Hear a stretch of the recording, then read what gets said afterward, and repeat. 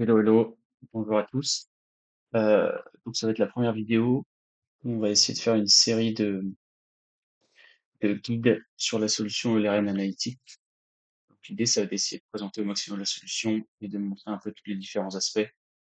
On va se baser dans notre test sur pas mal de sites gouvernementaux pour montrer un peu nos exemples, parce que la plupart des sites gouvernementaux utilisent la solution, donc ce sera bien comme ça.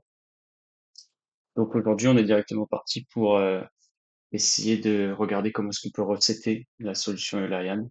Donc, on va se concentrer uniquement sur la partie Eulerian Analytics et on va regarder comment recéter deux types de tags différents, à savoir d'un côté les tags de collecte et de l'autre les tags d'action. Donc, l'idée, ça va être de vérifier sur une de nos pages est-ce que les tags sont bien implémentés. Donc, on va directement se rendre sur le site sur lequel on veut recéter. Par exemple, là, on va essayer d'aller sur info.gouv et on va inspecter la page directement. Et du coup, en inspectant la page, on va se rendre sur notre partie réseau ici et on va avoir deux toits pour filtrer et retrouver nos tags analytics. Donc, on va soit pouvoir filtrer sur le mot call ou soit filtrer avec notre sous-domaine de collecte ou notre nom de domaine de collecte. Faut savoir que globalement, il y aura plusieurs noms de domaine différents. Il y aura soit ce sera votre domaine de collecte, donc le domaine vers lequel les données de l'Ariane seront envoyées, que ce sera un sous-domaine d'un domaine qui appartient à l'Ariane, notamment si vous avez la version gratuite, ou soit ce sera un sous-domaine de votre nom de domaine principal. Donc, si vous le connaissez, vous pouvez directement le faire ici. Et si vous le connaissez pas, vous pouvez utiliser call. Et call, ça vous permettra de retrouver les tags de collecte dans un premier temps. On fait le test ici, je recharge ma page, et on va directement tomber ici sur le Hitlerian. Ce Hitlerian, on va pouvoir voir directement dans la partie header le domaine de collecte auquel il est associé.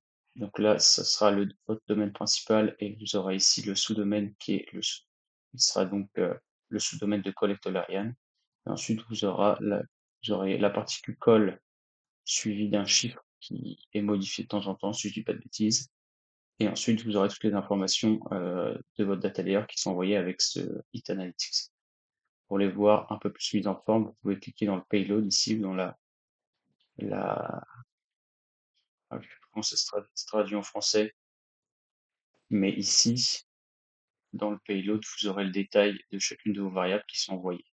Donc vous aurez soit les variables natives qui auront un code spécifique, ou bien vous aurez des variables personnalisées qui auront une désignation que vous aurez vous-même désignée.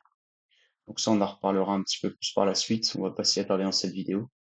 Mais pour toutes les variables natives qui sont présentes dans vos différents hits, vous allez pouvoir les retrouver sur la documentation Eulerian du wiki.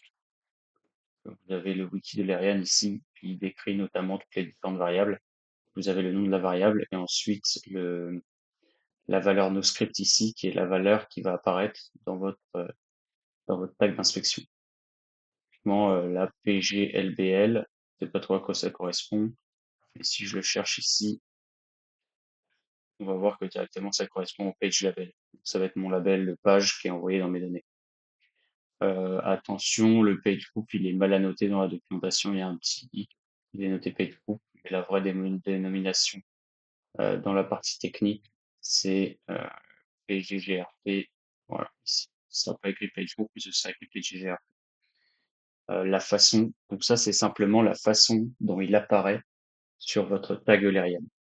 Mais vous, lorsque vous le coderez dans sur votre data layer, il faudra bien utiliser la variable, la première variable, le vrai nom de la variable et pas sa valeur de script. La valeur de script, si vous voulez, c'est simplement la valeur qui est envoyée à Eulerian pour qu'il la reconnaisse lui. Mais la valeur qui sera à implémenter sur votre data layer, c'est bien la première valeur. Voilà, donc ici, on peut retrouver votre pack de collecte. Si vous le voyez apparaître, c'est que déjà, il y a de l'information qui est comprise dedans. Et en plus, si vous voyez différentes variables, c'est-à-dire que ces variables-là seront envoyées vers Eulerian, chaque fois avec à gauche le nom de la variable et à droite la valeur de cette variable. Ça va être pour recéter le premier tag de collecte. Ensuite, vous allez vouloir potentiellement resetter les tags d'action, donc les tags d'événements, c'est-à-dire les clics sur des boutons ou les scrolls vers le bas ou les clics sur des liens externes, etc., etc. Ici, le mot call ne suffira pas pour retrouver ces tags-là. Vous allez pouvoir soit les retrouver avec le nom de domaine. Donc ici, on a dit que la particule du nom de domaine, c'était ZHSV. Donc on pourrait faire ZHSV et on retrouvera notre tag de collecte. Et le premier tag qu'on trouve ici, c'est la librairie. Donc ZHSV, ça permettra aussi de, de retrouver les hits d'action. Bon, là, si je clique sur un bouton, vous voyez que hop, j'ai deux nouveaux hits d'action, enfin deux nouveaux hits qui sont partis vers Olerian. Ils sont tous les deux vers le même nom de domaine. Et simplement, il y en a un, on voit ici la particule HMAP, c'est-à-dire que c'est un hit. C'est un hit qui a pour but d'alimenter la hitmap du site. Et le deuxième, on voit la particule action. Ça veut dire que lui, c'est un hit d'événement qui va porter différents événements les données liées à l'action que je viens de réaliser. Et lorsqu'on clique sur Payload, on va voir toutes les variables et les valeurs associées à ces variables de la même manière.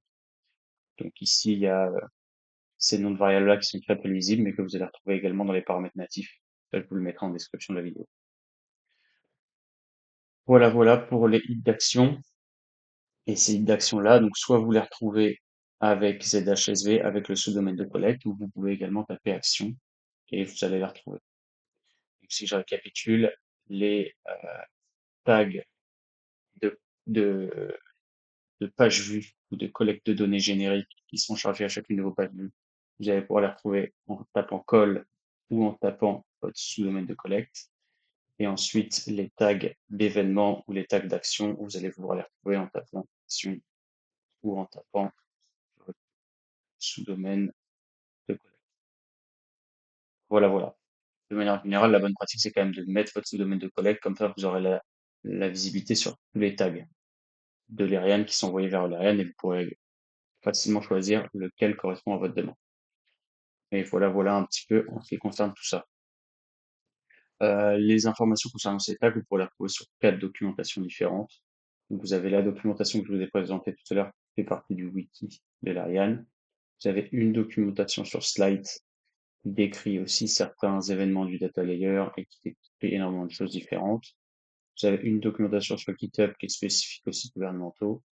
Et vous avez une documentation que j'ai moi-même créée qui n'est pas forcément très à jour, mais qui parle spécifiquement des tableaux de bord Olarian. Voilà en ce qui concerne cette vidéo. Donc maintenant, vous allez pouvoir vérifier si votre site a Olarian ou pas.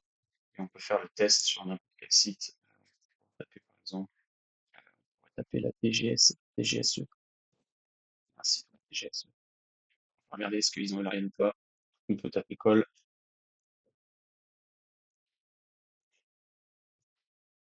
Et a priori, le site de la DGSE n'a pas de tracking Olarian. C'est un site .gouv, mais il n'est pas de Olarian. Et vous pouvez le voir directement en tapant call ici. On voit qu'il n'y a rien qui sort, donc ça veut bien dire qu'il n'est pas traqué ou alors que le hit est désactivé. On a fini. Donc j'espère que vous aurez compris comment retrouver vos tags d'action et vos tags de collecte. Et on se retrouve pour une prochaine vidéo. À plus.